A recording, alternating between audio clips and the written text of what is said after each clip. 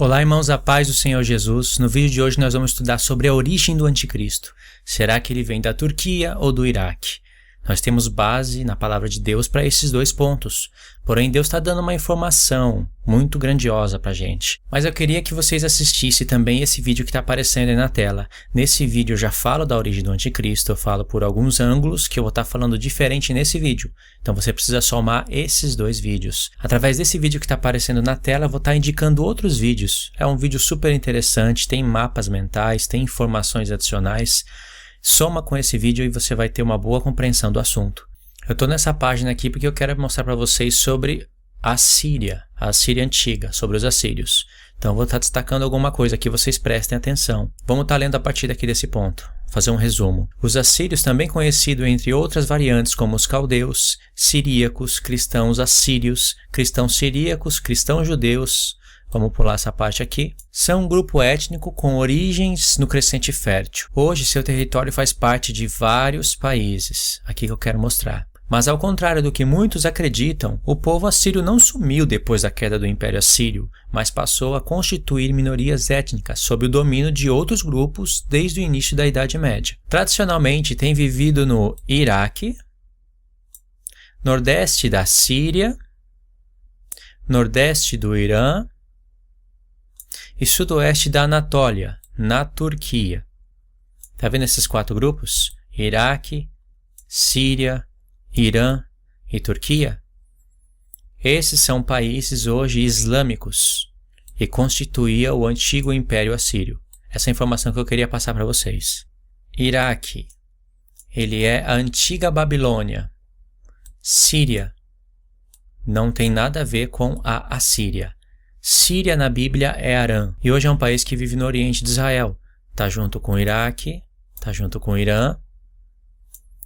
Turquia é um país islâmico. É aqui que se encontra Erdogan. A Turquia é onde estará o trono de Satanás e ela se encontra no norte de Israel, ok? Istambul, 26 de fevereiro de 1954. É um político turco, presidente da Turquia desde 28 de agosto de 2014 e anteriormente entre 14 de março de 2003 e 28 de agosto de 2014. Primeiro-ministro de seu país. É também o líder do Partido da Justiça e Desenvolvimento. Em turco, Adalet ve Kalma Partisi. Eu acho que é assim que pronuncia.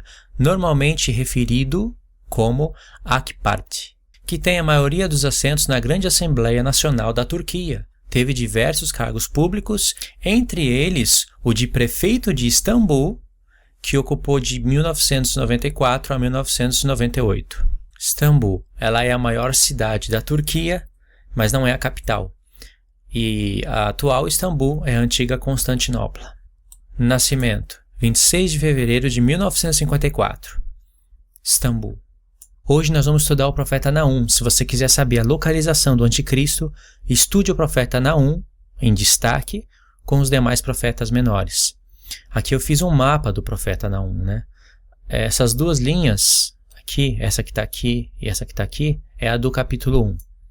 O mapa ele não está bem organizado, mas dá para ter uma ideia. O profeta Naum é fantástico porque Deus vai iniciar o profeta nos mostrando que ele está falando do tempo do fim. Não é apenas uma narração histórica. Porque é profeta, é profecia. Logo no capítulo 1, diz que Deus é vingador e cheio de ira. Ele repreende o mar e faz secar. Quando você estuda o contexto de Naum, você vai ver que está falando do rio Eufrates. Porque no profeta Naum fala da Síria, fala contra o rei da Síria. No verso 5, você vai ver que Deus está falando do sexto selo, desse daqui, ó. Ou seja, realmente Deus está falando do tempo do fim, porque Deus vai falar de terremotos, que a terra treme. Nós vamos ler isso, né? No verso 6, vai confirmar a ideia do verso 5, porque Deus vai fazer uma pergunta. Quem suportará o dia da sua vinda? Essa pergunta se encontra em Joel.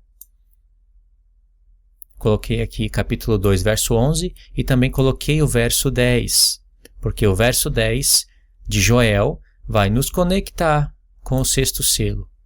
É incrível.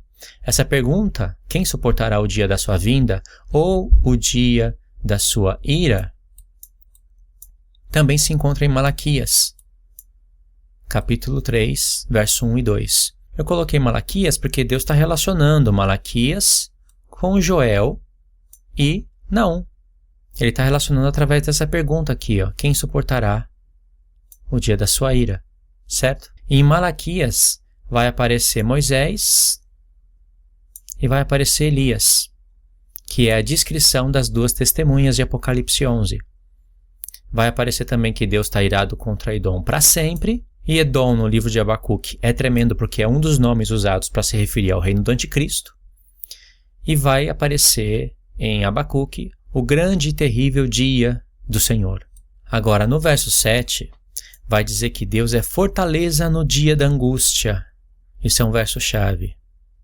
No verso 7 também vai mostrar que o anticristo, ele vai ser destruído num dilúvio. O seu fim será num dilúvio. E isso está igual a Daniel 9, verso 26, onde fala do príncipe que há de vir. No verso 8, vai mostrar que tem um povo que maquina o mal contra Deus. Isso é super interessante. Se você comparar o verso 8 com o verso 11. E aí vai dizer que não se levantará a angústia por 2 vezes. Eu vou explicar isso para vocês. Vê que a Escritura vai destacar a palavra angústia.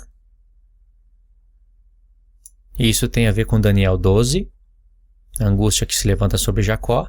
E depois vai dizer que a angústia não se levantará por 2 vezes. Isso que é tremendo. Esse aqui é um segundo mapinha, continuação do primeiro. O verso 7 e o verso 9 vai ser chave se você comparar um com o outro. Tem que comparar o verso 7 com o verso 9, porque vai dizer que tem um povo que maquina o mal contra Deus. Mas também vai dizer que se levanta um que maquina o mal contra Deus, e ele é chamado de conselheiro de Belial.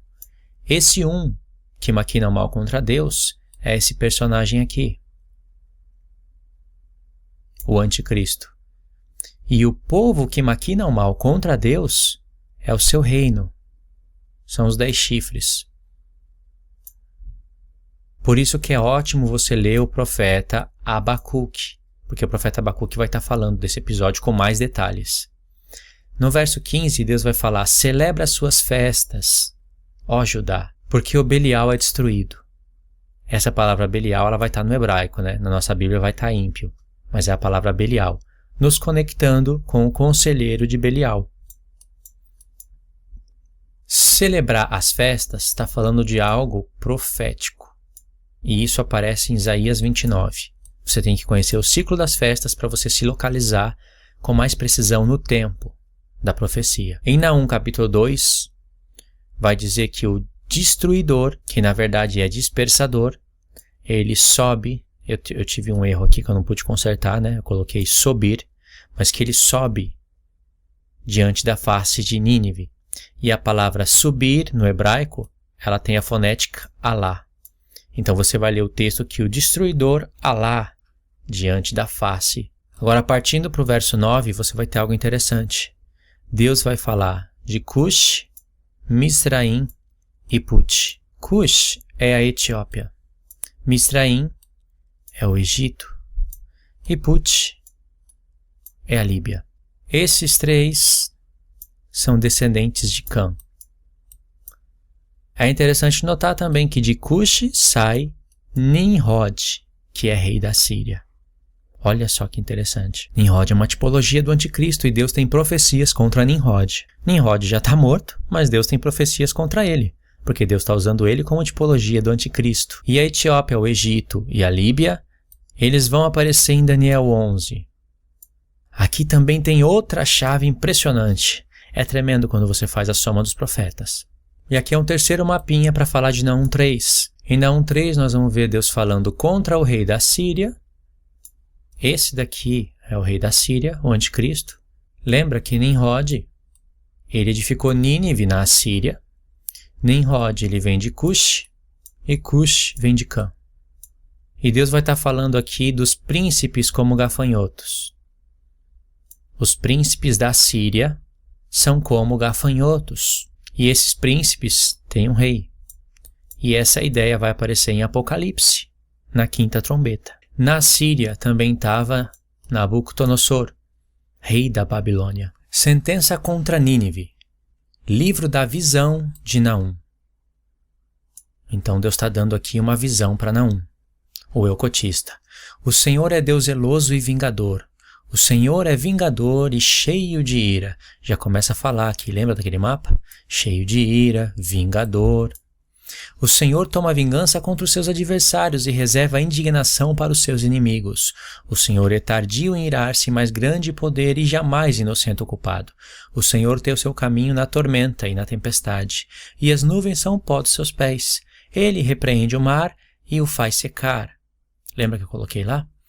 E mingua todos os rios. Desfalecem Bazã e o Carmelo, e a flor do Líbano se murcha. Os montes tremem perante ele.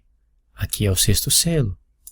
E os outeiros se derretem, e a terra se levanta diante dele, sim, o mundo e todos os que nele habitam. Continuando do verso 5. O que Deus falou no verso 5, lembra, o verso 5 está aqui em cima, nos faz lembrar o sexto selo, e aqui no verso 6 Deus vai confirmar: quem pode suportar o dia da sua indignação? E quem subsistirá diante do furor da sua ira? Essa é a pergunta que está no sexto selo. Está vendo como Deus está falando do sexto selo? E no sexto selo o anticristo já vai estar atuando. A sua cólera se derrama como fogo, e as rochas são por eles demolidas. O Senhor é bom e fortaleza no dia da angústia. Lembra o dia da angústia? Daniel 12. O Senhor é bom, é fortaleza no dia da angústia e conhece os que nele se refugiam. Mas com inundação transbordante acabará de uma vez com o lugar desta cidade. Falando contra Nínive. Com trevas perseguirá o Senhor os seus inimigos. Trevas. Vai haver trevas em Nínive. E isso é a quinta taça. Olha o verso 9.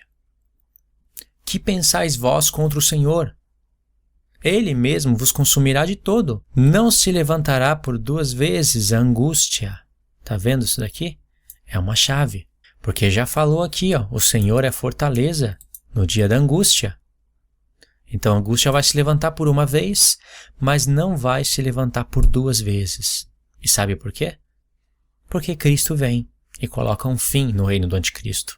E Deus vai explicar o porquê que não vai se levantar a angústia por duas vezes. Ele vai explicar na continuação da leitura.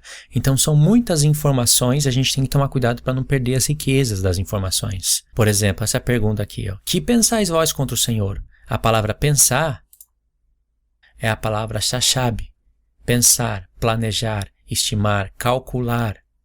Essa mesma palavra, pode ver aqui, ó, shashab, ela vai aparecer aqui. No verso 11, ela vai aparecer aqui, ó. De ti, Nínive, saiu um que maquina o mal contra o Senhor. Um conselheiro vil, maquina. Shashab. Que pensais vós contra o Senhor? Tá vendo? Shashab. Está escrito Shashab, mas é Rashab, né? Então aqui o tradutor colocou pensais. E aqui ele traduziu maquinar, a mesma palavra. Se ele tivesse colocado a mesma palavra, maquinar, seria mais fácil para criar conexão. Então o que Deus está falando é o seguinte: o que vocês estão pensando contra o Senhor? Para o povo de Nínive. Ele mesmo vos consumirá de todo. Não se levantará angústia por duas vezes. Ou seja, como Deus vai consumir esse povo completamente, a angústia não se levantará por duas vezes, mas ela vai se levantar por uma. Porque vai ter o dia da angústia, como foi falado aqui, ó. Aqui em cima, né? Fortaleza no dia da angústia. Então aqui tem um povo que maquina o mal contra Deus. E aqui tem um homem, um conselheiro vil, né? Aqui está escrito vil, mas a palavra é Belial. Esse conselheiro maquina o mal contra Deus. O que Deus está nos revelando é que esse homem ele tem uma boca arrogante, tem que somar com outros profetas, né? Ele tem uma boca arrogante, uma boca semelhante ao inferno, cuja morte não se farta, e esse homem junta as nações debaixo do seu poder, como diz Abacuque. Então, através desse homem, que é o chifre pequeno, ele motiva as outras nações a maquinar o mal contra Deus. E tudo isso vem de Deus, porque Deus fala em Sofonias que o intento dele é juntar as nações para a peleja, porque ele vai santificar o nome dele nessas nações.